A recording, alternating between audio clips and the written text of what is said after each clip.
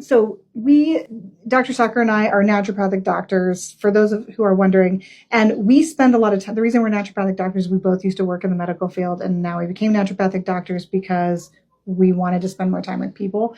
So we like the complicated conditions, and we spend a lot of time with people because complicated conditions require a lot of time. No one should ever have to walk into our office and feel bad because they feel bad. Like, no one should ever have to come in and apologize because they have to take a while to explain all the complicated symptoms that are going on inside their body. Yeah.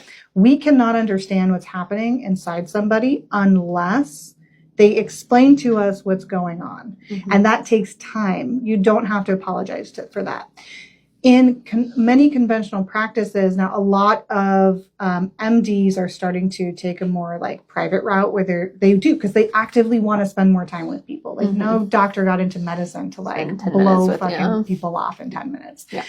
But our system is set up in such a way where like they don't have that option. That's like what they have to do is to spend 10 minutes with people. And so it feels rushed. It feels hard, because you have to cram everything into a short period of time, and they have to cram everything into a short period of time. And it's just not good for everyone all around.